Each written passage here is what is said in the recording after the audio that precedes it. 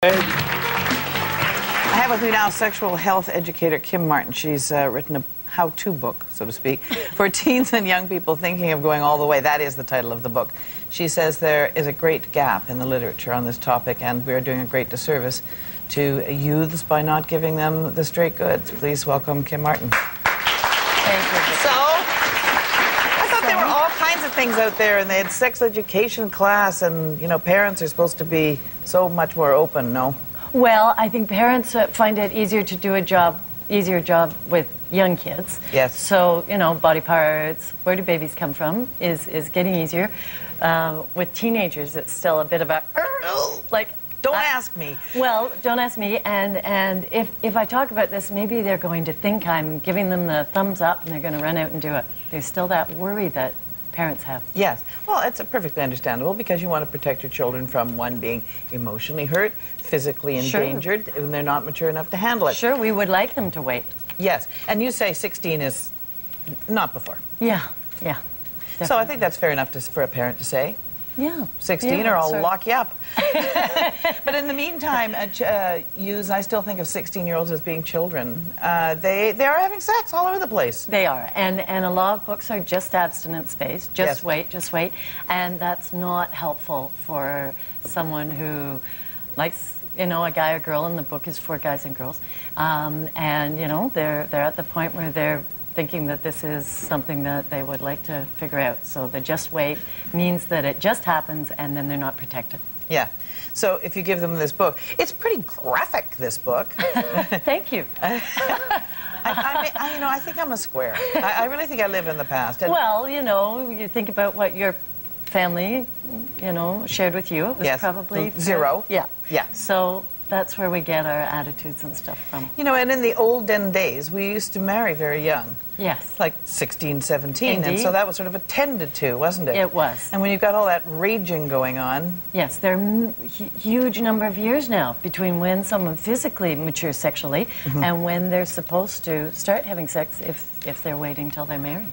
So what do parents do? I have no clue, no advice. Well, what can they be doing? Yeah. Well, first, not relying on the school, because the school situation, as anyone who's younger knows, is very spotty. There are some very good educators in the school system, but it depends on the board, on the school, and on the teacher. So that's a lot of ifs. So they might just get plumbing and nothing else that's really... Plumbing. Nothing else that's really helpful. Right. In terms of skills and how do you communicate about this and how do you recognize when you're feeling hot and ready. Right. I don't know, I guess going up and running around the block isn't enough. Now, are boys often left out of this conversation? They are a lot. There are some books that include this topic, but they're pretty much all for girls. Well, we worry about girls because of the pregnancy thing and all of that, but boys have a lot of concerns, a lot of questions, and they need a lot of information and encouragement to make good decisions as well. Do you talk to young people about the emotional toll that it can take if you get sexually involved with somebody, sort of as a sporadic thing, a sort of shot in the dark? Sure. Although first time for the vast majority of Canadian youth, that's not what it is. Usually it's two people who do kind of like each other and have been with each other for a little while. But yes, I talk about how it could break your heart more if you've kind of shared yourself sexually with someone. Yes. Yeah. So. Yeah. And parents, it's their job. Parents need to realize this is their job. They don't have to do it all. They can hand over a book. They can get auntie or someone else to do it, but it's their job to make sure their youth have this information. I found it interesting that you think boys are waiting longer than they used to. They are. They are. In fact, that after I wrote this, a new study came out to show that boys are taking their time a little bit more. So you have a checklist, really, of things, and perhaps you want to go through those. Well, the checklist is if you are really ready to. If you think you're ready, if you're thinking about this, and just your age. That for me, and that's my opinion, under 16, physically, emotionally, it's, you know, it's a pretty heavy-duty thing. And so you can do some other fooling around, but not go all the way.